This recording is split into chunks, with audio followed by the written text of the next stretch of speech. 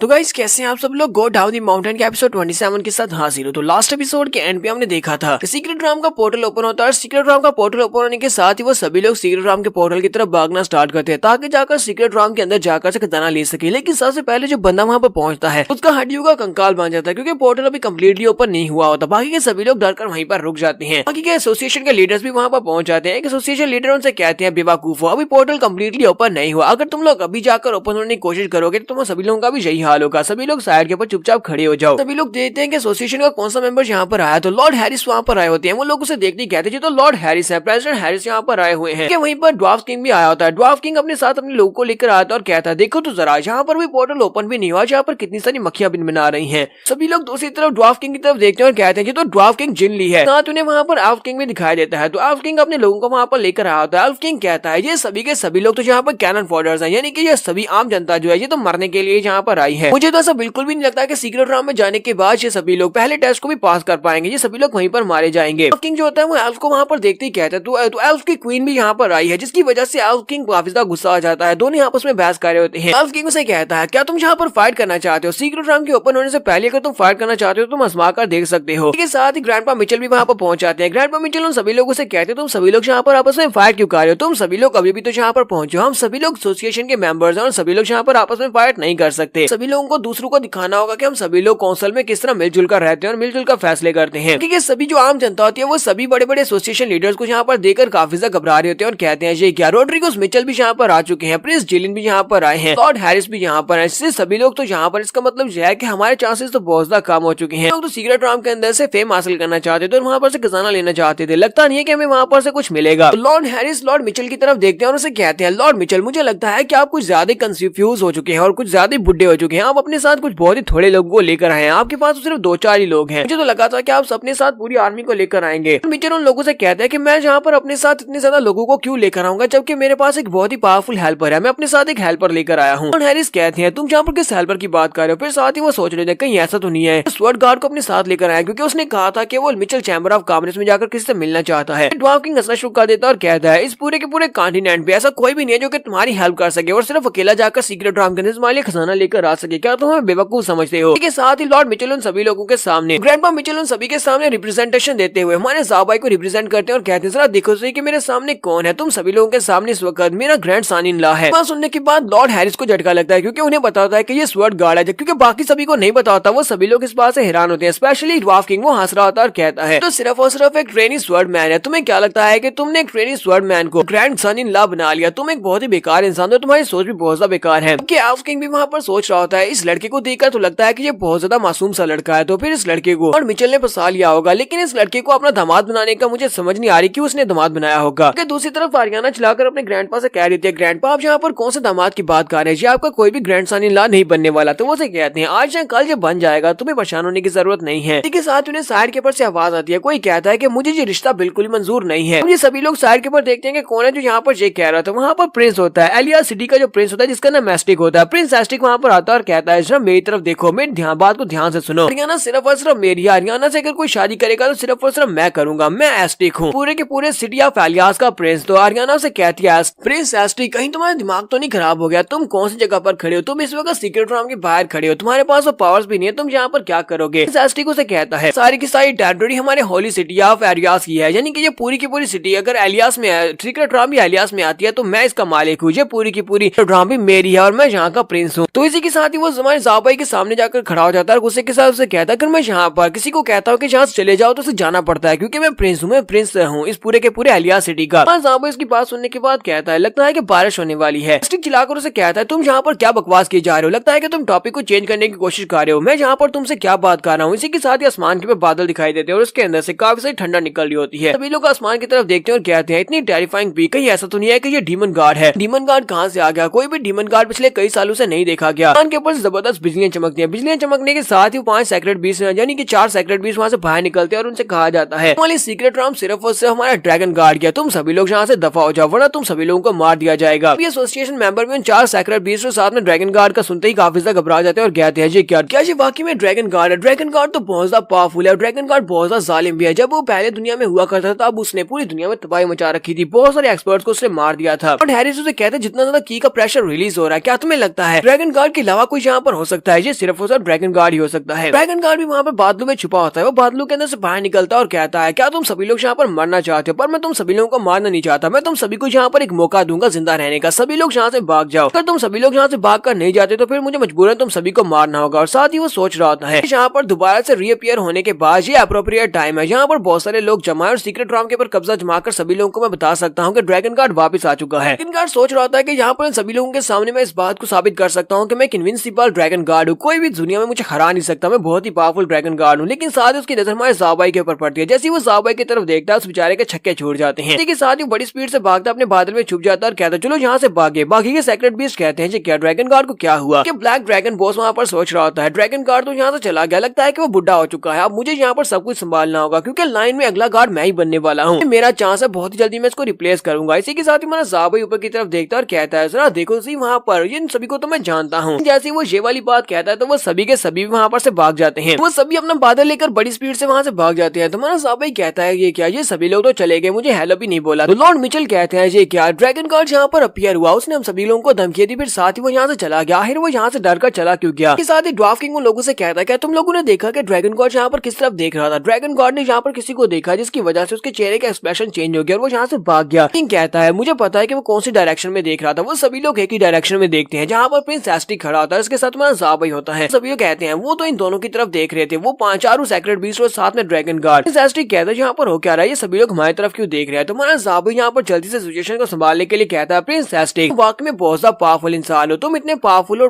पूरे के पूरे सिटी के प्रिंस हो जिसकी वजह से वो ड्रैगन गार्ड तुम्हें देखकर जहाँ से डर कर भाग गया है। प्रिंस एस्टिक उसे कहता है क्या वाकई में या मैंने किया। फिर साथ ही वो अपनी नाक लंबी करते हुए बड़ाई के साथ उन सभी लोगों के सामने कहता है क्योंकि मैं सिटी ऑफ फेलियास का प्रिंस हूँ, हाँ मेरी वजह से वो ड्रैगन गार्ड यहाँ से भाग गया है क्योंकि मैं एक बहुत ही पावरफुल इंसान हूँ, किसी भी ड्रैगन गार्ड को भी डराकर यहाँ से भगा सकता हूँ। तो एल्फ किंग यहाँ पर ये बात समझ आते हैं। एल्फ किंग कहते हैं जरा देखो तो ये लड़का कितना मासूम बनने का नाटक कर रहा है, इसने प्रिंस एस्टिक को आगे धकेल दिया, खुद यहाँ पर लो प्रोफाइल में सारे टेस्ट को पास कर लेगा और किसी को पता भी नहीं चलेगा कि ये स्ट्रॉन्ग है। एल्फ किंग उसे कहता है हमें लगा था कि ये लड़का मासूम है लेकिन ये तो बहुत ज्यादा होशियार निकला, इसी वजह से लॉर्ड मिचेल ने इसे अपना दामाद चुना है। एल्फ किंग अपनी एक एल्फ साथी से कहता है कि जब तुम लोग वहाँ पर सीक्रेट राम के अंदर एंटर होंगे मैं चाहता हूँ कि तुम इस लड़के के ऊपर नजर रखना, जहाँ पर भी ये लड़का जाएगा इसके पीछे पीछे जाना और इसके ऊपर नजर रखना ये क्या करता है। ड्वार्फ किंग भी अपने एक साथी से कहता है जाने के बाद इस लड़के के ऊपर नजर रखना, जो कुछ भी होगा मुझे सब कुछ डिटेल में चाहिए, तुम्हें सब कुछ मुझे डिटेल में बताना है। इसी के साथ ही सीक्रेट राम ओपन होने वाली है। तो वो सभी लोग कहते हैं देखो सीक्रेट राम चेंज हो रही है, इसका मतलब ये सीक्रेट राम ओपन होने वाली है। चलो सीक्रेट राम ओपन हो गई तो वो सभी लोग कहते हैं चलो अंदर चलते हैं और सभी लोग भागते हुए अंदर जाना स्टार्ट करते हैं। जनता पहले वहाँ पर सबसे पहले भाग जाती है जबकि दूसरी तरफ एस्टिक होता है। एस्टिक आगे बढ़ता है और आर्याना से कहता है आर्याना चलो मेरा हाथ पकड़ो, मैं मेरे साथ चलो, वहाँ पर मैं तुम्हें प्रोटेक्ट करूंगा, तुम्हारे प्रोटेक्शन की जिम्मेदारी मेरी। आर्याना हमारे ज़ाबाई का हाथ पकड़ती है और उसे लेकर आगे की तरफ भागती है और कहती है नहीं मुझे तुम्हारी प्रोटेक्शन की जरूरत नहीं है, और ज़ाबाई को लेकर सीक्रेट राम के अंदर चली जाती है। जबकि प्रिंस एस्टिक काफी ज्यादा गुस्सा आता है और कहता है लड़की अब तुम्हें मरना होगा तो हमारे पीछे आ जाओ। जबकि बाकी के लोग भी यानी कि हमारे जो ड्वार्फ किंग होते हैं और साथ में एल्फ किंग वो लोग भी कहते हैं हाँ ठीक है चलो। वो सभी लोग भी भागते हुए जल्दी से पोर्टल के दरवाजे की तरफ आगे बढ़ते हैं। जबकि यहीं पर उन दोनों बैंडिट्स को भी दिखाते हैं जो बैंडिट्स में ज़ाबाई को पहली बार मिले थे, छुप कर देख रहे होते हैं। वो लोग किसी गटर के अंदर से भागकर वहाँ पर आए थे। लोग छुप कर कहते हैं मुझे लगा ही था, चलो शुक्र है कि हम लोग जहाँ पर पहुंच आए हैं। दूसरा साथी उसे कहता है बॉस मुझे लगता है कि पहले तुम्हें जाकर नहा लेना चाहिए, तुम्हारे कपड़ों से बहुत ही गंदी बदबू आ रही है। उस गुस्से के साथ चिल्लाकर उसे कहता है अपनी बकवास बंद करो, हमें लगता है कि हमारे पास यहाँ पर कपड़े धोने यहाँ पे नहाने का टाइम है, अगर इस बार हम लोगों ने इस मिशन को खराब कर दिया तो इविल लॉर्ड वन जो है वो हमें बहुत ही बुरी तरह से पीटेगा, हम दोनों को मार भी सकता है, तो हमें यहाँ पर इस बारे में नहीं सोचना चाहिए। दूसरा साथियों से कहता है बॉस तुम्हें नहीं लगता है कि इविल लॉर्ड वन को यहाँ पर हम दोनों के अलावा किसी और को भी भेजना चाहिए था, क्या उसे लगता है कि हम दोनों ये मिशन पूरा कर सकते हैं। तो बॉस उसे कहता है कि इविल लॉर्ड वन ने कहा था कि सिर्फ और सिर्फ उस बंदे को फॉलो करना है, तो हम लोग उसी को फॉलो करेंगे, बाकी सब कुछ खुद ही हो जाएगा। तो वो कहते हैं चलो जल्दी से हम लोग भी चलते हैं, कहीं वो पोर्टल बंद ना हो जाए। तो वो सभी लोग भी जल्दी से भागते हुए आगे की तरफ बढ़ना स्टार्ट करते हैं। सभी लोग पोर्टल के अंदर जा रहे होते हैं। पोर्टल को पार करने के बाद सीक्रेट राम में जा सकते हैं। तो इसके बाद में सीक्रेट राम के अंदर का सीन दिखा दिया। सभी लोग वहाँ पर जाने के बाद वहाँ पर सिर्फ और सिर्फ एक मैदान होता है जहाँ पर सिर्फ स्फीयर लाइट होती है। कहते हैं यहाँ पर तो कुछ भी नहीं है, यहाँ पर कुछ भी नहीं है। वो लोग पहली बार सीक्रेट राम के अंदर आते हैं, वो लोग कहते हैं हमें तो यहाँ पर कुछ भी दिखाई नहीं दे रहा, आखिर वो मटेरियल्स कहाँ पर है, सुप्रीम वेपन्स कहाँ पर है, मॉन्स्टर्स कहाँ पर है, यहाँ पर कुछ भी नहीं है। सामने एक ओल्ड ग्रैनी बैठी होती है, वो टेबल डेस्क के ऊपर बैठी होती है और उन सभी लोगों से कह दिया सभी लोग लाइन बनाओ, जहाँ पर आओ, अपना नाम बताओ, अपनी रैंक बताओ। एसोसिएशन लॉर्ड भी सभी लोग एक जगह के ऊपर होते हैं। वो लोग कहते हैं क्या ये वाकई में सीक्रेट राम है। ड्वार्फ किंग कहता है यहाँ पर तो कुछ भी नहीं है। और हैरिस उन लोगों से कहते हैं मुझे तो यहाँ पर ट्रेजर चाहिए था लेकिन यहाँ पर तो कुछ भी नहीं है। हमें बताया क्या था वैसा तो यहाँ पर कुछ भी नहीं है। पिछली बार जब डंजन ओपन हुई थी उसकी रिकॉर्ड्स हमारे पास हैं लेकिन उसके मुताबिक यहाँ पर कुछ भी नहीं है। गुस्सा हो जाती है, गुस्से के साथ उन लोगों से कहती है कमीनों कहेंगे क्या तुम लोगों ने मेरी बात नहीं सुनी, मैंने कहा कि सभी लोग यहाँ पर आओ, लाइन बनाओ और आकर अपना नाम रजिस्टर करवाओ, अपनी अपनी इन्फॉर्मेशन भी दो। इसी के साथ एक बंदा उसके सामने आकर खड़ा हो जाता है, हट्टा कट्टा साइज में काफी ज्यादा बड़ा, कहता है बुड्ढी जरूरत कहेंगे? क्या तुम्हें लगता है? लगता है कि हम लोग यहाँ पर कोई रजिस्ट्रेशन करवाने के लिए आए हैं। चलो जल्दी से ये बताओ कि सीक्रेट रूम कहाँ पर है, वरना मैं तुम्हें मार डालूंगा। वो ये वाली बात करता है। इसी के साथ ग्रैनी अपनी उंगली को उठाती है। उंगली को उठाने के साथ ही वो उंगली के साथ उसे फ्लिक करती है। जैसे वो उंगली को फ्लिक करती है, बंदे की तलवार टुकड़े टुकड़े हो जाती है और वो बंदा अटैक के साथ पीछे की तरफ गिरता है। उसकी बॉडी के आर पार अटैक हो जाता है और उसकी बॉडी में सुराख हो जाता है। ये देखने के बाद बाकी सभी लोग बहुत ज्यादा घबरा जाते हैं और कहते हैं क्या तुम लोगों ने देखा? वो बंदा एक 7 स्टार स्वॉर्ड एम्परर था, लेकिन इस आंटी ने सिर्फ और सिर्फ एक ही उंगली के साथ फ्लिक करते हुए उसकी बॉडी के अंदर एक बड़ा सा होल बना दिया और उसकी तलवार को भी तोड़ दिया। सभी लोग कहते हैं कि ये औरत तो बहुत ज्यादा पावरफुल है, ऊपर से पागल भी है, इसने ऐसे ही एक बंदे को मार दिया है। बुड्ढी आंटी उन लोगों से कहती है तुम सभी लोग मेरी बात को ध्यान से सुनो, मैं यहाँ पर तुम्हारी गाइड हूँ, मैं एक स्पिरिट हूँ इस सीक्रेट रूम की। चलो जल्दी से यहाँ पर आओ, लाइन बनाओ और आकर अपने अपना नाम बताओ। उन लोगों से कहती है कि तुम लोग इस वक्त जिस जगह के ऊपर हो, यहाँ पर तुम लोगों की पावर तो तुम्हारे रैंक्स किसी भी काम नहीं आएंगे। हो सकता है कि तुम डालू कॉन्टिनेंट के ऊपर इतने ज्यादा पावरफुल हो और सभी लोग तुम्हारे सामने झुकते हो, तुम वहाँ पर कोई बहुत ही बड़े बिग शॉट यहाँ पे एसोसिएशन के मेंबर हो सकते हो, लेकिन यहाँ पर मेरे सामने तुम लोग कुछ भी नहीं हो। जल्दी से मेरे सामने लाइन बनाओ, तुम सब लोग मेरे सामने कचरे से ज्यादा कुछ भी नहीं। तो सभी लोग जल्दी से उसके सामने लाइन बना लेते हैं। एसोसिएशन के मेंबर्स जो होते हैं वो सबसे पहले आगे खड़े होते हैं लाइन में। वो सभी लोग कहते हैं हाँ क्यों नहीं, हम लाइन बनाते हैं। सभी लोग लाइन बनाने के बाद आंटी के पास जाकर उसे अपना नाम लिखवाते हैं, साथ ही अपना रैंक लिखवाते हैं। तो मास्टर मिचेल उसके पास जाते हैं और अपना नाम लिखवाते हैं और साथ ही अपना रैंक बताते हैं कि वो 8 स्टार ग्रैंड मास्टर मैजिशियन है और साथ ही अपना नाम बताते हैं कि उनका नाम रॉड्रिगोज मिचेल है। औरत उनसे कहती है ठीक है तुम वहाँ पर ब्लू साइड के ऊपर जा सकते हो। फिर साथ ही वो लोगों को बताती है कि ब्लू वाली साइड पे कौन जाएंगे और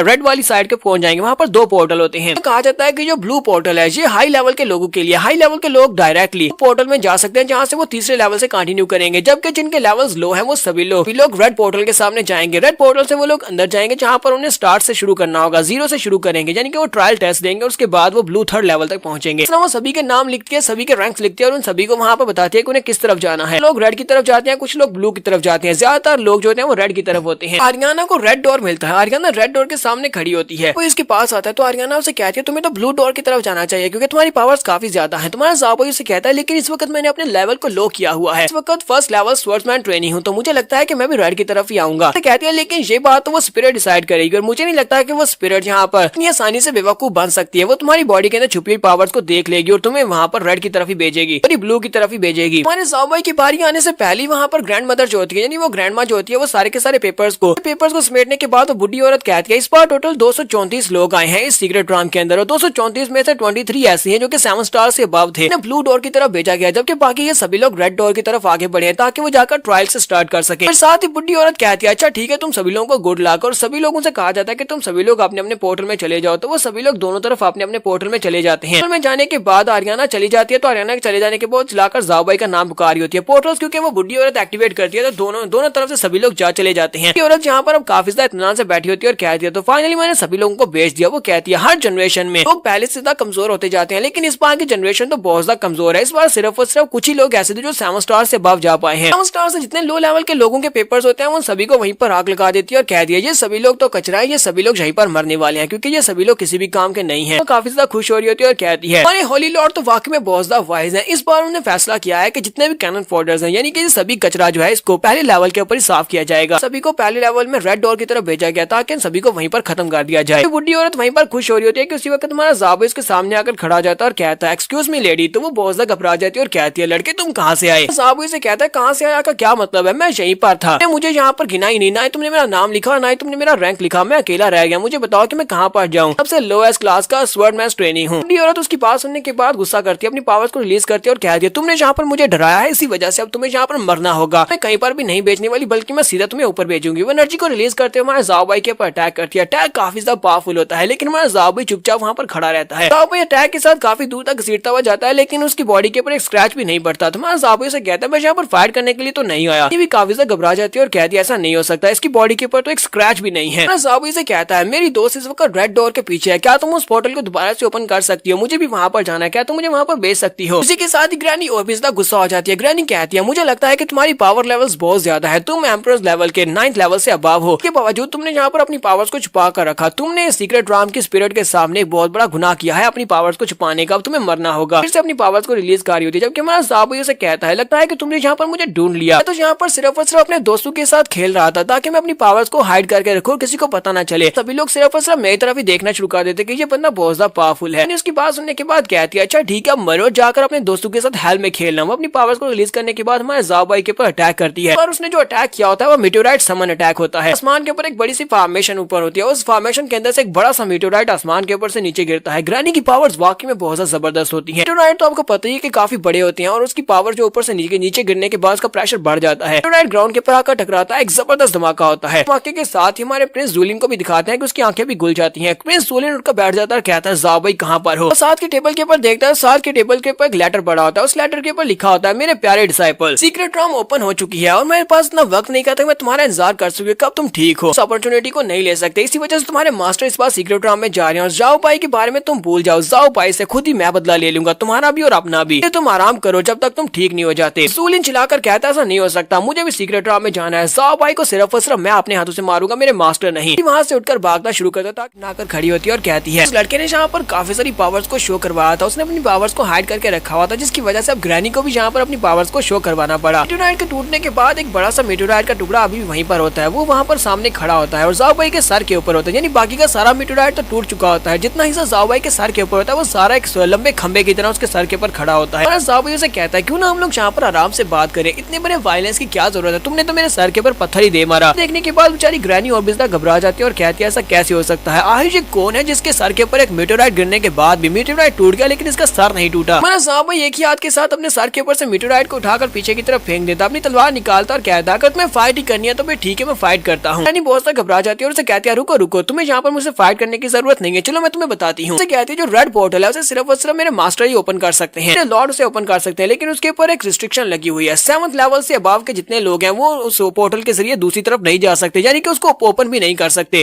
तुम वहाँ पर से नहीं जा सकते क्योंकि तुम्हारी कल्टीवेशन ज्यादा है, तुमने यहाँ अपनी कल्टीवेशन को हाइड किया हुआ है, तुम्हें ब्लू से जाना होगा। साहब उसे कहता है नहीं, मुझे इस वक्त रेड के अंदर से जाना है क्योंकि हरियाणा रेड के अंदर है, तो मुझे वहीं से जाना है। अगर तुम्हारे लिए मुश्किल है तो फिर ठीक है, मैं खुद ही जाकर ट्राई करके देख लेता हूँ। तो वो जाते जाकर पोर्टल को धक्के देना शुरू कर देता और कहता है चलो जल्दी से ओपन हो जाओ, जबकि ग्रैनी उसे कहती है मैंने तुम्हें कहा ना कि तुम इसको ओपन नहीं कर सकते, हमारे लॉर्ड ने इसको सेटअप किया और हमारे लॉर्ड के सेटअप किए हुए पोर्टल को कोई भी इतनी आसानी से ओपन नहीं कर सकता। साहब भाई कहता है मुझे गुस्सा आ रहा है, अपनी तलवार को उठाता और कहता है मैं इस पोर्टल को ओपन करने लगा हूँ। तलवार को घुमाने के बाद हमारा जाओ इस पोर्टल के ऊपर एक कट लगाता है, उसको पोर्टल के ऊपर कट लगाने के साथ ही वहाँ पर पोर्टल सेंटर से 2 हिस्सों में कट जाता है और वहाँ पर उसे सामने दूसरी तरफ का पोर्टल का रास्ता दिखाई दे रहा होता है। साहब भाई कहता है मैंने इसे ओपन कर लिया, मैंने ओपन कर लिया। अब तो बेचारी ग्रानी वहाँ पर बहुत ज्यादा हैरान हो रही होती है कि इसने कैसे ओपन कर लिया। साहब भाई जल्दी से भागता हुआ पोर्टल के अंदर चला जाता है और जाते हुए ग्रैनी को थैंक यू भी बोल जाता है। साथ ही प्रिंस जूलिन को भी दिखाते हैं, प्रिंस जूलिन भी उसी वक्त वहाँ पर पहुंच जाता है, वो भी सीक्रेट पैसेज को पार करते हुए अंदर आता है और कहता है साहब भाई रुको मैं आ रहा हूँ। प्रिंस जूलिन भी जल्दी से भागता हुआ पोर्टल के अंदर चला जाता है, जबकि ग्रैनी बेचारी फिर से वहीं पर खड़ी रह जाती है। प्रिंस जूलिन जैसे ही पोर्टल से बाहर की तरफ जंप लगाता और कहता है तुम्हें सिर्फ और सिर्फ मैं ही हराऊंगा, लेकिन जैसे ही वो पोर्टल से बाहर की तरफ जंप लगाता है वहाँ पर एक मॉन्स्टर बड़ा सा मुंह खोलकर उसके सामने खड़ा होता है, उसको खाने के लिए रेडी होता है। प्रिंस जूलिन उसे देखते वहीं पर रोना शुरू कर देता है और कहता है नहीं मुझे किसी को भी नहीं हराना, मुझे घर जाना है। बड़ा मॉन्स्टर अपना बड़ा सा मुंह खोलकर प्रिंस जूलिन को खाने लगता है। इसी के साथ ही उस मॉन्स्टर की गर्दन कट जाती है क्योंकि हमारा जाबू उसके मुंह के अंदर होता है और मुंह के अंदर वाली साइड से अपनी तलवार को घुमाते हुए उस बड़े से मॉन्स्टर की गर्दन काट देता है। इसी के साथ ही प्रिंस जूलिन और हमारा जाबाई दोनों वहां से नीचे की तरफ आते हैं। प्रिंस जूलिन तो ग्राउंड के ऊपर आकर ड्रम से गिरता है, उठने के बाद जाबाई की तरफ देखता है और कहता है ये क्या तुम उस मॉन्स्टर के मुंह के अंदर थे। जाबाई अपने कपड़ों को साफ करते हुए से कहता है कैसी हो तुम तो यहाँ पर भी आ गए। क्योंकि प्रिंस जूलिन वहाँ पर सोच रहा होता है ये बंदा आखिर कितना ज्यादा स्ट्रॉन्ग है, एक इतने पावरफुल मॉन्स्टर की गर्दन के अंदर यानी उसके पेट के अंदर से इसने अपनी तलवार को घुमाते हुए उसकी गर्दन काट दी। इस लड़के ने ऐसा कैसे किया होगा। हमारा जाबाई से कहता है तुम्हें क्या हुआ, क्या तुम्हें होश में हो भी या नहीं, क्योंकि तुम यहाँ पर इस तरह घूर का क्या देख रहे हो। के साथ यहाँ पर आसपास से 2-3 और मॉन्स्टर्स निकल आते हैं, उनके चारों तरफ से मॉन्स्टर्स निकल आते हैं। प्रिंस जूलिन अपनी तलवार निकालता और कहता है लड़के तुम साइड के ऊपर हो जाओ, मैं जहाँ पर इन मॉन्स्टर्स को हराता हूँ ये मॉन्स्टर्स मेरे हैं। तो अपनी तलवार लेकर वाकई की तरफ बढ़ता है, उसकी तलवार वहाँ पर वाइब्रेट कर रही होती है। कहता है मेरी तलवार यानी उसकी तलवार का नाम जीजू होता है। तो वो अपनी तलवार से कहता है जीजू मैं और तुम हम दोनों एक दूसरे के साथ पिछले 10 साल से हैं, अब तो मैं तुम्हें अपने हाथों की तरह ही ट्रीट करता हूँ, यानी कि मेरी तलवार को तुम कोई एक्स्ट्रा एक्सेसरी नहीं बल्कि मेरे हाथ की तरह हो। तुम्हें यहाँ पर मेरा साथ देना होगा ताकि मैं तुम्हारी मदद से इतने सारे मॉन्स्टर्स को मार कर इस लड़के के सामने साबित कर सकूं कि मैं भी कुछ कर सकता हूँ। तुम्हारा जाबाई चमकती हुई आंखों के साथ से कहता है कि तुम्हारी तलवार के अंदर से आवाज निकल रही है जो तो बहुत ज्यादा अमेजिंग है, तुम मुझे बता सकते हो कि ये कैसे करते हैं। जबकि प्रिंस जूलिन उसे कहता है तुम्हें अभी तक ये भी नहीं पता चला तलवार के अंदर से साउंड निकल दिया क्योंकि तुम्हारी तलवार के अंदर से नहीं निकलती होगी, मेरी ड्रैगन स्वॉर्ड के अंदर से ड्रैगन रॉड निकल रही है। इसके साथ ही वो जल्दी से जंप करते हुए मॉन्स्टर को मारने के लिए आगे बढ़ जाता है। प्रिंस जूलिन अपनी तलवार लेकर मॉन्स्टर को मारने के लिए जब उसके करीब पहुंचता है अपनी तलवार में पावर्स को रिलीज करता है और कहता है मैं तुम्हें यहाँ पर दिखाता हूँ कि एक मॉन्स्टर को कैसे मारा जाता है। तलवार के अंदर जबरदस्त एनर्जी को रिलीज करता है और उस मॉन्स्टर के सर के ऊपर अपनी तलवार मारता है, वहाँ पर जबरदस्त एनर्जी रिलीज होती है और उसके साथ धमाका होता है। धमाका होने के साथ दिखाते हैं कि उस मॉन्स्टर के सर के ऊपर तलवार पड़ी होती है लेकिन मॉन्स्टर को जरा सा फर्क भी नहीं पड़ा होता। तो हमारा जूलिन ये देखने के बाद बहुत ज्यादा घबरा जाता है और कहता है ऐसा कैसे हो सकता है, इस मॉन्स्टर की स्किन इतनी पावरफुल है कि मेरी तलवार ने उसकी स्किन के ऊपर एक छोटा सा स्क्रैच भी नहीं डाला। मॉन्स्टर अपने पंजे को घुमाते हुए जूलिन के ऊपर अटैक करता है तो प्रिंस जूलिन उठता हुआ जाकर पीछे वाले पेड़ के साथ टकराता है। तुम्हारा ज़ाबई इसकी तरफ देखता और कहता है क्या तुम ठीक हो? वो उठकर बैठ जाता और कहता है हाँ बिल्कुल ठीक हूँ। यानी वहाँ पर ग्राउंड के ऊपर केले का छिलका किसने गिरा दिया जिसके ऊपर से स्लिप होकर मैं यहाँ पर गिर गया हूँ, मुझे मॉन्स्टर ने तो नहीं मारा। ज़ाबई से कहता है लेकिन मैंने तो खुद देखा है कि उस मॉन्स्टर ने तुम्हारे पर अटैक किया, तुम तो केले के छिलके ऊपर से नहीं गिरे। अगर तुम इस मॉन्स्टर को नहीं मार सकते तो तुम्हारे लिए मैं कर सकता हूँ, मैं उस मॉन्स्टर को मारता हूँ। इसी के साथ ही प्रिंस जूलिन को वहाँ पर अपनी बैकग्राउंड मेमोरीज याद आती है जहाँ पर लोग उसका मजाक उड़ाया करते थे और उसे कहा करते थे अगर तुम नहीं कर सकते तो हम लोग कर देते हैं,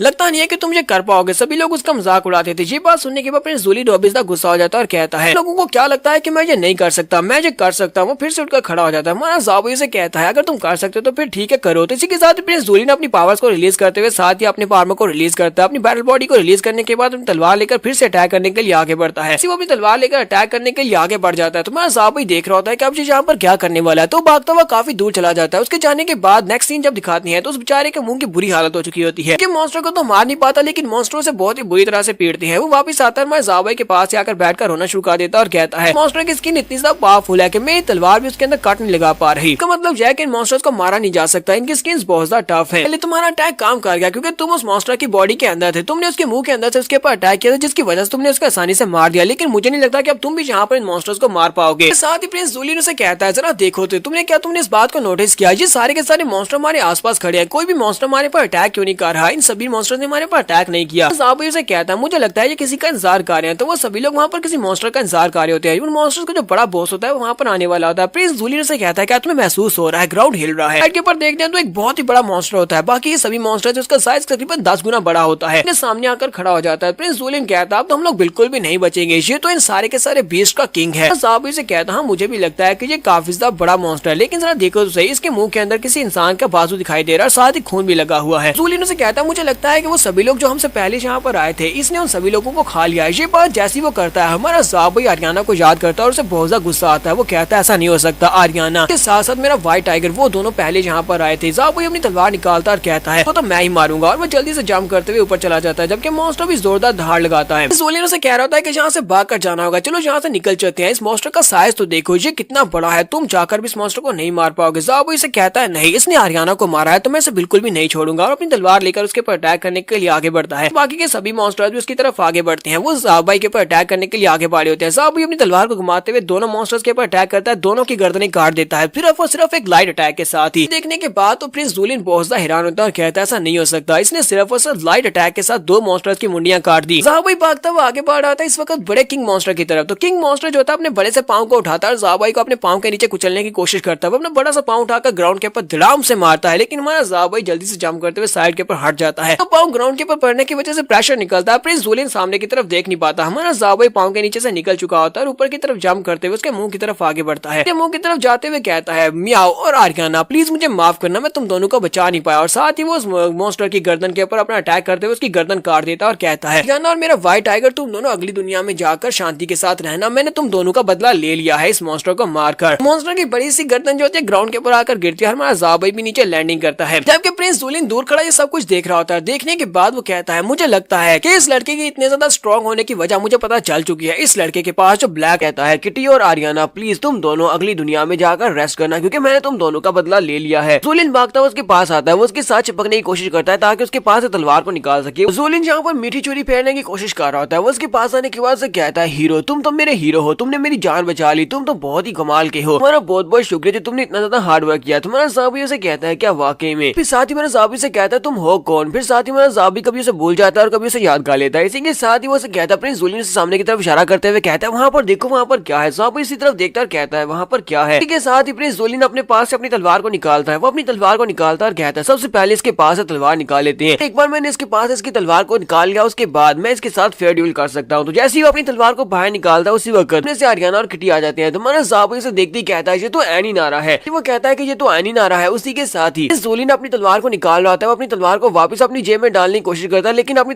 तशरीफ के अंदर दंसा देता है। किटी और आर्याना अपने साथियों को लेकर वहाँ से दूसरी तरफ इसी तरफ आ रहे होते हैं। हमारा ज़ाबी भागता उनकी तरफ चला जाता है और कहता है तुम लोग तो अभी तक जिंदा हो, तो बहुत ही अच्छी बात है। तुम्हारा ज़ाबी भागता उनके पास चला जाता है, जबकि हमारा जो प्रिंस जूलिन होता है जाना अपने ही डैगर को अपनी तशरीफ के अंदर दंसा कर खड़ा होता है और खून बह रहा होता है। आर्याना उसे बता रही होती है कि हम लोग यहाँ पर जब मॉन्स्टर्स आए थे तो हम सभी लोग जंगल के मुख्तलिफ हिस्सों में भाग गए थे ताकि जाकर छुप जाए, लेकिन जब हमने सुना कि यहाँ पर किसी मॉन्स्टर को मार दिया गया, बीस्ट किंग को मार दिया गया, तो हम सभी लोग भागते हुए यहाँ पर आ गए। पता था कि ये काम सिर्फ उसे तुम्हारी हो सकता है। इसके साथ ही आर्याना उसे कहती है ज़ाबई तुम इस जूलिन के साथ क्यों हो? तुमने याद नहीं है कि इसने तुम्हारे साथ क्या किया था? कहीं से तुम्हें तंग तो नहीं किया? माइल्स ज़ाबोई से कहता है नहीं, मुझे ये यहीं पर मिला था और मुझे लगता है कि ये बंदा बहुत ज्यादा अच्छा इंसान है। इसने यहाँ पर मेरी जान बचाने के लिए मॉन्स्टर से फाइट भी की थी और बुरी तरह से मार भी खाई थी। उसकी तरफ देखो तो सही, उसकी आंखों से कैसे आंसू बह रहे हैं। वो तुम सभी लोगों को सेफ साउंड देकर कितना ज्यादा खुश हो रहा है। खुशी के मारे उसके आंसू बह रहे हैं। उस बेचारी के तशरीफ के अंदर डैगर लंसा होता है जिसकी वजह से उसके आंसू बह रहे होते हैं। सभी लोग अभी यहीं पर खड़े होते हैं। किसी के साथ या आसमान के ऊपर से उन्हें रोशनी दिखाई देती है। एक पोर्टल ओपन होता है और उन सभी से कहा जाता है कि तुम सभी लोगों ने फर्स्ट लेवल के ट्रायल टेस्ट को पास कर लिया है, इसलिए तुम सभी लोग सेकंड लेवल के ट्रायल में जाने वाले हो। फर्स्ट लेवल का जो ट्रायल बॉस था वो बीस्ट किंग था और बीस्ट किंग को मार दिया गया है। तो इसी के साथ ही पोर्टल उन सभी लोगों को खींचकर दूसरी साइड के ऊपर ले आता है। दूसरी साइड के ऊपर उन सभी लोगों को फेंक दिया जाता है और सभी लोग आसमान से नीचे की तरफ गिर रहे होते हैं। भाई ने हरियाणा को उठा रखा था जबकि बाकी के सभी लोग ऊपर से नीचे की तरफ गिरते हैं। सेकंड ट्रायल जो होता है वो एक मेज होता है, एक बहुत ही बड़ा मेज होता है, सिटी के जितना बड़ा हो। तो सभी लोग उस मेज के अंदर गिर रहे होते हैं, यानी कि भूल भुलैया होती है। भाई तो अपनी हरियाणा को लेकर बड़ी सेफ एंड साउंड वहाँ पर लैंडिंग करता है, जबकि बाकी के सभी लोग ऊपर से नीचे की तरफ धड़म धड़म करके गिर रहे होते हैं। भाई कहता है सभी के सभी लोग यहाँ पर इन दीवारों के अंदर आ गए हैं, सभी लोग यहाँ पर खींचे चले आए हैं। साथ ही प्रिंस जूलिन को दिखाते हैं। जूलिन ऊपर से नीचे की तरफ गिरते हुए कहता है जरा देखो सही इन सभी कमीनों को, इन सभी को ये भी नहीं पता कि परफेक्ट हीरो वाली लैंडिंग कैसे करते हैं। जूलिन जहाँ पर सभी को अपनी परफेक्ट हीरो वाली लैंडिंग दिखाने की कोशिश करता है। वो अपनी तलवार को दीवार के अंदर गाड़ देता है जिसके साथ दीवार के साथ स्लाइड करते हुए नीचे की तरफ आता है। प्रिंस जूलिन बड़े आराम के साथ वहां से नीचे की तरफ आ रहा होता है, अपने आप पर बहुत ज्यादा फख्र महसूस कर रहा होता है।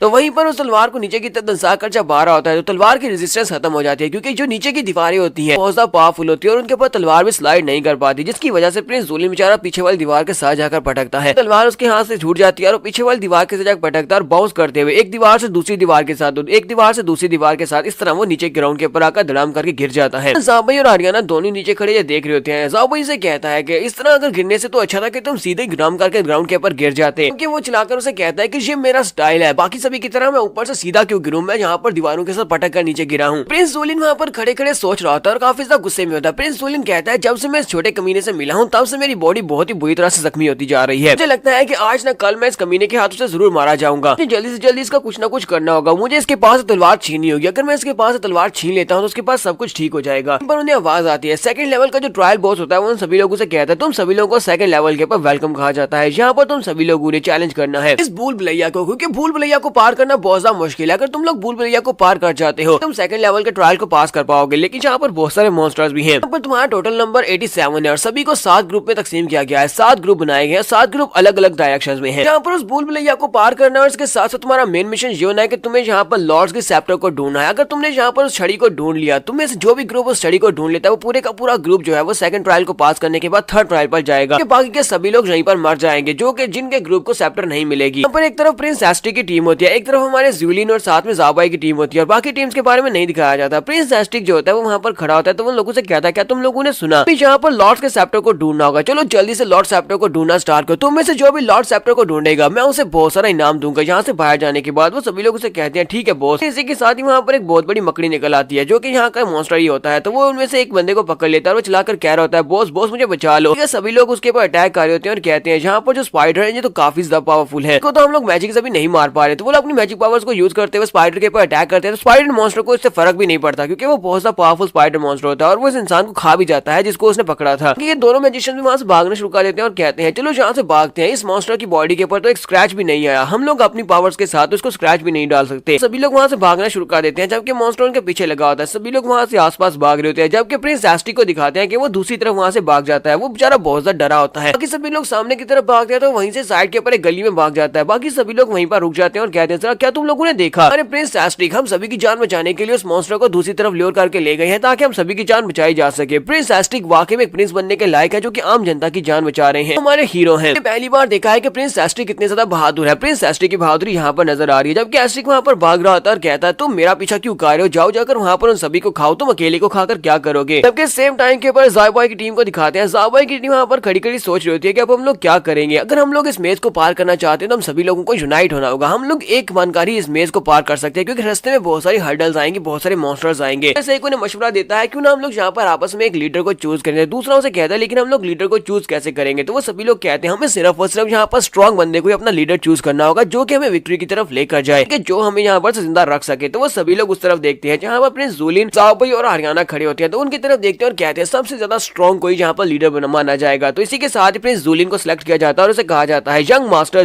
जूलिन जो कि टेंपल ऑफ लायर के यंग मास्टर हैं। ज्यादा यहाँ पर पावरफुल कौन है जो कि 16 इयर्स की उम्र में एम्परर किंगडम में पहुंच गए थे। सभी लोग भागते हुए उसके पास आते हैं और उसे कहते हैं प्लीज प्रिंस जोलिन प्लीज हमारी मदद करें, आप हमारे लीडर बन जाए, अगर आप हमें लीड करेंगे तो हम लोग सेकंड लेवल को पार करते हुए थर्ड लेवल में पहुंच जाएंगे और हम सभी लोगों की जान बच सकती है, प्लीज हमारे साथ दें। क्या आपकी कल्टीवेशन इस वक्त काफी ज्यादा हायर है, आपको तो ब्लू डोर के साथ जाना चाहिए था, लेकिन आपने हम सभी लोगों के साथ रॉयल चेस्ट को देना पसंद किया क्योंकि आप अपनी कल्टीवेशन को हायर नहीं मानते, आप हम सभी लोगों को बचाने के लिए यहाँ पर आए हैं, इसलिए हम लोग चाहते हैं कि आप यहाँ पर हमारे लीडर बन जाए, आप हमारे लीडर बनकर हमें लीड करें। हमारा साहब उसे कहता है मुझे लगता है कि ये बंदा वाकई में हमारा अच्छा लीडर बनेगा, शुक्र है कि लोगों ने मुझे रिकॉग्नाइज नहीं किया। आर्याना वहाँ पर सोच रही है क्या जूलिन ने ये काम करेगा, क्या वो इनका लीडर बनेगा। जूलिन वहाँ पर सोच रहा था मैं यहाँ पर क्या करूँ, इसी के साथ ही वो सभी लोगों से कहता हाँ क्यों नहीं, चलो फिर ठीक है मैं तुम्हारा लीडर बन जाता हूँ। टेंपल ऑफ लाइट हमेशा ही लोगों को होप देता है, टेंपल ऑफ लाइट को अगर तुम लोग ज्वाइन करते हो तो इससे तुम्हें काफी ज्यादा फायदा होगा। अब तुमने मुझे अपना लीडर मान ही लिया है तो फिर ठीक है, तुम सभी लोगों को रोशनी की तरफ लेकर जाऊंगा, मैं तुम सभी को यहाँ पर इस मेज से बाहर निकालूंगा और तुम सभी को जिंदा वापस लेकर जाऊंगा। अगर हम सभी लोग यहाँ पर मिलकर काम करेंगे तो मुझे नहीं लगता कि यहाँ पर हमें कोई मुश्किल आने वाली है। तो सबसे पहले मैं यहाँ पर मिलकर सेप्टर को ढूंढना होगा, सेप्टर को ढूंढते हैं और यहाँ से निकलते हैं तो वो सभी लोग उसके नाम के नारे लगा रहे होते हैं और कहते हैं हमारी होली मैजेस्टी हमारे प्रिंस जोलिन जी वाकई में कमाल के हैं जो हमें लीड करने के लिए तैयार हो गए हैं, इनका लीड करने को जैसे हम लोग यहाँ पर इस टेस्ट को पास कर सकते हैं। तो यहाँ पर इन लोगों के सामने यहाँ पर नाटक करने में कोई बुराई नहीं है, इन सभी का लीडर बनने में कोई बुराई नहीं है। इस तरह मैं इस लड़के के ऊपर नजर रख पाऊंगा क्योंकि वो लड़का यहाँ पर अब मेरी बात मानेगा कि मैं इनका लीडर हूँ। तो इसी के साथ साइड के ऊपर देखता है तो मेरा साहब भाई हरियाणा को लेकर वहाँ से जा रहा था, वो कहता है तुम दोनों कहाँ पर जा रहे हो, चलो यहीं पर रुक जाओ। साहब भाई से कहता है क्या तुम्हें क्या लगता है कि हम लोग यहाँ पर अपनी मर्जी से कहीं पर भी नहीं जा सकते, इनका लीडर और जाओ जाकर इन सभी लोगों को संभालो। जबकि वो चिल्लाकर उसे कहता है नहीं तुम लोग यहाँ से बिल्कुल भी नहीं जा सकते, तुम लोगों ने यहाँ पर मुझे अपना लीडर माना है तो उसका मतलब यह है कि मैं तुम सभी लोगों को यहाँ पर बाइंड करके रखूँ, हम सभी लोग मिलकर ही अपनी जान बचा सकते हैं। और तुम सभी लोग अगर यहाँ से एक दूसरे की तरफ जाना शुरू कर दिया, सभी लोगों ने अपने आप जाना शुरू कर दिया तो फिर मुझे ये बताओ कि मेरे लीडर बनने का फायदा ही क्या है। ठीक है, सभी लोग भी हमारे साहब और आन्या के ऊपर चिल्लाकर कहते हैं हाँ ये बिल्कुल ठीक कह रहा है, इन सभी लोगों इन दोनों को यहाँ से नहीं जाना चाहिए। हमारे लीडर प्रिंस जोलिन ने कहा कि हम सभी को मिलकर काम करना है तो फिर हम सभी लोगों को मिलकर काम करना होगा। ये लोग यहाँ से कैसे जा सकते हैं, इनको यहीं पर रुकना चाहिए। ये तो बहुत ही शर्म की बात है कि ये लोग प्रिंस जोलिन के ऑर्डर्स को फॉलो नहीं कर रहे। ठीक है, साथ ही वहाँ पर जो ट्रायल मास्टर होता है वो उनसे फिर से बात करते हुए कहता है ये तो बहुत ज्यादा बोरिंग है, तुम सभी लोग यहाँ पर सिर्फ आपस में बात ही कर रहे हो, क्यों ना मैं यहाँ पर इसमें थोड़ा सा फन ऐड कर दूं। ऐसे वो वहाँ पर फन ऐड करने का कहता है। वहाँ पर साइड के ऊपर से दो दरवाजे ओपन होते हैं, दरवाजे ओपन होते हैं और वहाँ पर से दो मकड़ियाँ निकल आती है, बहुत ही पावरफुल मकड़ियाँ होती है। वो लोग कहते हैं ये तो मॉन्स्टर्स हैं, कहते हैं तो मॉन्स्टर्स भी है। ये सभी लोग पीछे की तरफ भागना शुरू करते हैं। प्रिंस जोलिन जो होता है वो सबसे आगे होता है, वो उनसे कह रहे तुम्हें डरने की जरूरत नहीं है, प्रिंस जोलिन यहाँ पर है, देखो मैं इसका क्या करता हूँ। तो उस मकड़ी के ऊपर अटैक करने के लिए आगे बढ़ता है। थोड़ा बहुत बहादुर तो है ही, वो अपनी तलवार लेकर जाकर मकड़ी के सर के ऊपर अटैक करता है। जैसे वो उसके ऊपर अटैक करता है लेकिन मकड़ी को तो उससे फर्क नहीं पड़ता, मकड़ी अपनी टांग के साथ प्रिंस जोलिन पर अटैक करती है जिससे प्रिंस जोलिन पीछे की तरफ गिर जाता है। यहाँ पर मकड़ियाँ दो होती हैं और दोनों मकड़ियाँ काफी ज्यादा पावरफुल होती हैं। प्रिंस जोलिन भी उन लोगों के ऊपर अटैक करके उनको मार नहीं पाता क्योंकि उनकी स्किन बहुत ज्यादा टफ होती है। बाकी के सभी लोग घबरा जाते हैं, पीछे की तरफ फाट रहे होते हैं। प्रिंस जोलिन सभी लोगों से कहता है तुम सभी लोग यहाँ पर टिकट किसका इंतजार करो, चलो जल्दी से यहाँ पर आओ मेरी मदद करो। वो लोग कहते हैं हमें अपने लीडर की मदद करनी होगी, चलो जल्दी से आगे बढ़ो। प्रिंस जोलिन की मदद करते हैं। लोग भी अपने वेपन लेकर जब प्रिंस जोलिन की मदद करने के लिए आगे बढ़े होते हैं उसी वक्त वो मकड़ी अपने मुंह के अंदर से पॉइजन फेंक दिया है। वो मकड़ी जब अपने मुंह से पॉइजन फेंक दिया तो सभी लोग अपनी आंखों को कवर करते हैं और पीछे की तरफ फटना स्टार्ट करते हैं और कहते हैं तो अपने मुंह के अंदर से किसी किस्म का पॉइजन फेंक रही है तो हमें यहाँ पर बचना होगा वरना ये हमारी आंखों में पॉइजन डाल देगी। साहब भाई और हरियाणा दूर खड़े ये सारी सिचुएशन को देख रहे होते हैं। साहब भाई कहता है कि ये सिचुएशन तो काफी ज्यादा खराब है, भैया मकड़ी तो सभी लोगों को मार डालेगी। साहब भाई बड़ी स्पीड से आगे बढ़ता और कहता है ये एक बहुत ही अच्छी अपॉर्चुनिटी है। क्या हरकना चलाकर उसे कहती है उसके वैनम से बचना क्योंकि वो पॉइजन तुम्हारी आंखों से भी जा सकता है। तुम्हारे साहब भाई से कहता है हाँ ठीक है। भाई बड़ी स्पीड से भागता हुआ आगे बढ़ता है और वहाँ दूर ही खड़े होकर अपनी तलवार को घुमाते हुए स्ट्राइक लगाता है। सिर्फ एक स्ट्राइक मकड़ी को दो हिस्सों में काट देता है। बाकी ये सभी लोग कोई भी वहाँ पर सब कुछ देख नहीं रहा था क्योंकि वो सभी लोग अपनी आंखें बचा रहे होते हैं कहीं उनकी आंखों के अंदर पॉइजन न चला जाए। साहब भाई जब उसके ऊपर स्ट्राइक लगाता है उस मकड़ी के ऊपर तो वो स्ट्राइक जो होती है मकड़ी को काटने के बाद पीछे की तरफ जाती है क्योंकि मेज की दीवारें जो होती है बहुत ज्यादा पावरफुल और चिकनी होती है। तो जो स्ट्राइक होती है वो दीवार के साथ टकराने के बाद पूरी मेज में आगे की तरफ बढ़ना स्टार्ट करती है, एक दीवार के साथ दूसरी दीवार के साथ बाउंस होते हुए आगे की तरफ जा रही होती है। दूसरी तरफ प्रिंस एस्टिक को दिखाते हैं। प्रिंस एस्टिक बेचारा रोता हुआ मकड़ी के नीचे गिरा पड़ा होता है और मकड़ी अपना मुंह खोलकर उसको खाने लगती है। उसी वक्त वो स्ट्राइक आगे बढ़ती है और जाकर उस मकड़ी को भी काट देती है। प्रिंस एस्टिक की जान भी यहाँ पर बच चुकी है, वो भी ज़ाओ भाई की स्ट्राइक की वजह से। ऊपर की तरफ देखता और कहता है ये क्या, ये मकड़ी तो मर गई। इसी के साथ ही थोड़ी देर बाद गार्ड वहाँ पर भागते हुए आ जाते हैं और कहते हैं यंग मास्टर प्रिंस आपको डरने की जरूरत नहीं, हम लोग यहाँ पर आ चुके हैं, बस थोड़ी देर होल्ड ऑन करें। जैसे वो लोग वहाँ पर पहुंचते हैं तो एस्टिक उस मकड़ी के सामने खड़ा होता है और मकड़ी मार चुकी होती है। वो सभी लोग से देखकर बहुत सा हैरान होते हैं और कहते हैं हम लोग कुछ सपना तो नहीं देख रहे। प्रिंस एस्टिक ने एक मॉन्स्टर को मार दिया। प्रिंस एस्टिक इस मॉन्स्टर को लेकर करके अपनी तरफ लेकर आए थे ताकि सभी की जान बचाई जा सके और उसके बाद यहाँ पर लाकर प्रिंस एस्टिक ने इसे फायर कर उसको मार दिया है। प्रिंस एस्टिक अभी तक कमजोर होने का नाटक कर रहे थे लेकिन असल में ये बहुत ज्यादा पावरफुल है। उनमें से एक कहता है क्या तुमने देखा नहीं था जब वहाँ पर ड्रैगन गार्ड आया था, ड्रैगन गार्ड भी प्रिंस एस्टिक की तरफ देखकर वहाँ से डरकर भाग गया था और इसके साथ साथ 5 सेक्रेट बीस्ट थे वो भी इसे देखकर भाग गए थे। इसका मतलब यह है कि प्रिंस एस्टिक वाकई में बहुत ज्यादा पावरफुल है, इनके अंदर जो इनेट पावर्स हैं वो बहुत ज्यादा स्ट्रॉन्ग है। वो सभी लोग अब यहाँ पर प्रिंस एस्टिक के नाम नाम के नारे लगाना शुरू कर देते हैं और कहते हैं एस्टेरिक वाकई में बहुत ही कमाल के इंसान है। हालांकि ये थोड़े से चिड़चिड़े और अड़ियल है, लेकिन फिर भी इसके बावजूद ये बहुत ज्यादा स्ट्रॉन्ग है, अपने लोगों से प्यार करते हैं। वो उसे कहते हैं प्रिंस एस्टेरिक तुम्हें दोबारा से अपनी पावर्स को हाइड करने की जरूरत नहीं है। मास्टर एस्टेरिक दोबारा से अपनी पावर्स को हाइड मत करना, हम तुम्हारे साथ है, तुम हमें लीड करो, तुम हमें लीड करो, हम सभी लोग तुम्हारे साथ मिलकर सेप्टर को ढूंढेंगे, लेवल को पार करेंगे और आगे जाएंगे, और उसके बाद जब हम लोग यहाँ से बाहर निकलेंगे तुम दुनिया के लिए एक हीरो बन जाओगे। ठीक उन सभी की बातें सुनने के बाद काफी ज्यादा हैरान हो रहा था और कहता है मैंने तो यहाँ पर कुछ भी नहीं किया, फिर भी इन लोगों ने मुझे यहाँ पर हीरो बना दिया है। इसे नेक्स्ट सीन में तीसरे लेवल का दिखाया जाता है। तीसरा लेवल जो होता है जहाँ पर ब्लू डोर के लोग गए थे। ब्लू डोर के लोग यानी कि वो सभी लोग जो कि 7th लेवल से हायर के लोग थे। हाफ किंग को दिखाते हैं अपने बड़े सेक्स को लेकर अटैक करने के लिए आगे बढ़ता है। तीसरे लेवल की जो बॉस होती है वो उसके बाजू के ऊपर अटैक करते हैं, उसका बाजू काट देता है। जो तीसरे लेवल की बॉस होती है वो आइस पावर्स की यूजर होती है। वो आइस पावर को यूज करते हुए अपने बाजू को दोबारा से जोड़ लेती है और साथ ही अपनी उंगली को किंग के माथे के ऊपर रखती है, जिसके साथ ही ड्वार्फ किंग वहाँ पर पूरे का पूरा आइस में जम जाता है। यहाँ सिर्फ यही नहीं बल्कि उसने बाकी के जितने लोग होते हैं यानी कि लॉर्ड मिचेल, लॉर्ड हैरिस और उसके साथ एल्फ किंग, उन सभी लोगों को वहाँ पर आइस क्रिस्टल्स में जमा दिया होता है। सभी के सभी वहाँ पर आइस क्रिस्टल बन चुके होते हैं और क्वीन जाकर फिर से अपनी कुर्सी के ऊपर बैठ जाती है और कहती है ये बंदा जिसकी टांगे बहुत ज्यादा छोटी थी लेकिन इसके बावजूद ये काफी ऊंचा जंप कर सकता था। ये तो लगा था कि ये सभी बंदे जो कि एम्परर लॉर्ड राम के 7th लेवल से ऊपर के हैं ये सभी लोग काफी ज्यादा स्ट्रॉन्ग होंगे, लेकिन ये तो बहुत ज्यादा बोरिंग था। पर 4th लेवल की मास्टर पोर्टल के जरिए से बात कर रही होती है। वो आइस क्वीन से कहती है क्या मेरे पास तो कुछ भी नहीं आ रहा, जबकि तुमने सभी लोगों को मार दिया, अगर तुम सभी को मार दोगी तो मेरे लेवल पर कौन आएगा, तो यहाँ पर मजा करना है। तो आइस क्वीन से कहती है तुम अपने 4th लेवल पर रहो, अगर कोई बच गया तो वहाँ पर पहुंच जाएगा, मुझे लगता नहीं है कि इनमें से कोई बचेगा। तो वो चिल्लाकर उसे कह रही है तुमने सभी के सभी लोगों को यहीं पर मार दिया है, मुझे ये बताओ कि कोई वहाँ पर पहुंचेगा कैसे, अगर ये सभी लोग वहाँ पर नहीं पहुंचेंगे तो फिर मैं तुम्हारे साथ फाइट करूंगी क्योंकि मुझे भी यहाँ पर मजा करना है। तो क्वीन उसे कहती है बकवास बंद करो, यहाँ पर चिल्ला क्यों रही हो, इन सभी लोगों की जान नहीं ली बल्कि मैं इन सभी लोगों को यहाँ पर टेम्पररी फ्रीज किया क्योंकि हमारे लॉर्ड ने कहा था कि इन सभी की जान नहीं लेनी, ये हमारे काफी ज्यादा काम आ सकते हैं, इसी वजह से मैंने फिलहाल के लिए इनकी जान नहीं ली, सभी लोग फिलहाल के लिए यहाँ पर बिल्कुल सेफ है। तो 4th से कहती है मुझे इस वक्त बहुत ज्यादा गुस्सा आ रहा है क्योंकि मुझे भी यहाँ पर किसी को मारना है, मुझे किसी के साथ फाइट करनी है। तो ठीक है फिर मैं 2nd लेवल के ऊपर जा रही हूँ। 2nd लेवल के ऊपर वो सभी कमजोर बच्चे जो मेज के अंदर इंटर हुए मैं वहाँ पर जाऊंगी और जाकर उन सभी को मार डालूंगी क्योंकि मुझे भी मजा करना है, तुम यहाँ पर अकेले मजा कैसे कर सकती हो। तो आइस क्वीन उसे कहती है अपनी एनर्जी को बचा कर रखो, 2nd लेवल के ऊपर जाकर उनको मारने की जरूरत नहीं है क्योंकि वो सारे के सारे कमजोर और कचरा लोग वो तो मार चुके हैं, उनमें से कोई भी जिंदा नहीं होगा। यहीं पर उसके सामने एक बंदा होता है जो कि आइस क्रिस्टल को तोड़ने के बाद आइस क्रिस्टल से बाहर निकल आता है और उसे कहता है लॉर्ड बिंगलिंग। वो भी इसकी बात सुनने के बाद काफी हैरान होती है और कहती है तुम कौन हो। बंदा जो कि आइस क्रिस्टल को तोड़कर बाहर निकलता है उसे कहता है तुम्हें परेशान होने की जरूरत नहीं है, ना ही नर्वस होने की जरूरत है, मैं यहाँ पर तुम्हारे साथ कोऑपरेट करने के लिए आया हूँ, मैं तुम्हारा दुश्मन नहीं हूँ। बिंगलिंग यानी आइस क्वीन उसकी बात सुनने के बाद सोच रही होती है जहाँ पर बहुत सारे टॉप क्लास के प्लेयर्स को मैंने आइस क्रिस्टल्स के अंदर जमा दिया, लेकिन ये बंदा मेरे आइस क्रिस्टल्स को तोड़कर बाहर कैसे निकल आया है, ये बंदा है कौन और यहाँ पर ये मेरे साथ कोऑपरेट करने के लिए क्यों कह रहा है। जब नहीं पता कि ये बंदा कौन है, ये बाकी के सभी लोगों के साथ ट्रायल टेस्ट में इंटर हुआ था। दूसरी तरफ हमें गार्डियन स्पिरिट का सीन दिखाया जाता है। जो गार्डियन स्पिरिट सीक्रेट राम की एंट्री रजिस्ट्रेशन कर रही थी वो दूसरे स्पिरिट से कहती है यहाँ पर तुम्हें मैसेज दे रही हूँ, एक बहुत ही अर्जेंट मैसेज है, एक स्वर्ड गार्ड डालू कॉन्टिनेंट से यहाँ पर सीक्रेट राम के अंदर एंटर हो चुका है, उनके ग्रुप में इस वक्त 2nd फ्लोर की मेज के ऊपर है, तुम्हें जल्दी से जल्दी लॉर्ड बिंगलिंग को इस बारे में बताना होगा, बिंगलिंग को इस बारे में बताना होगा ताकि वो यहाँ पर आकर उस लड़के से निमट सके। सेकंड स्पिरिट उसके मैसेज को साइड के ऊपर करते हुए कहती है क्या तुम मेरे साथ मजाक कर रही हो, मैं उस कमीनी औरत को जाकर ये नहीं कहने वाली कि वो यहाँ पर है आकर एक छोटे से लड़के से निपटे, लगता है कि वो स्वर्ड गार्ड है, मैं उसके साथ खुद ही निमट सकती हूँ। अगर टैलेंट और ब्यूटी की बात की जाए तो मैं हर लिहाज से आइस क्वीन से बहुत ज्यादा खूबसूरत और कमाल की हूँ। सीक्रेट राम बी की जो स्पिरिट मास्टर होती है वो कहती है वो लड़का है जिसके साथ मुझे निमटना है, तो वो सामने की तरफ हमारे ज़ाबाई की तरफ ही देख रही होती है, उसके पास बहुत सारी स्क्रीन होती है जिसमें वो सभी को एनालाइज कर रही होती है। वो कहती है तो ये वो बच्चा है, इसे देखकर ही लगता है कि ये अब नॉर्मल है, देखते हैं कि ये लड़का मुझे यहाँ पर कितना ज्यादा मजा देता है क्योंकि ये काफी ज्यादा इंटरेस्टिंग लग रहा है। मुझे जो स्पिरिट है ये ज़ाबाई के लिए यहाँ पर मुश्किल क्रिएट करने वाली है क्योंकि इन सभी स्पिरिट्स का मकसद यही है कि ज़ाबाई को यहीं पर मार दिया जाए। यहाँ पर हमारी एपिसोड 31 का एंड करेंगे। एपिसोड की एक्सप्लेनेशन अच्छी लगी हो तो कमेंट करके जरूर बताइएगा, चैनल को सब्सक्राइब कर दे, वीडियो को लाइक और शेयर कर दे। शुक्रिया।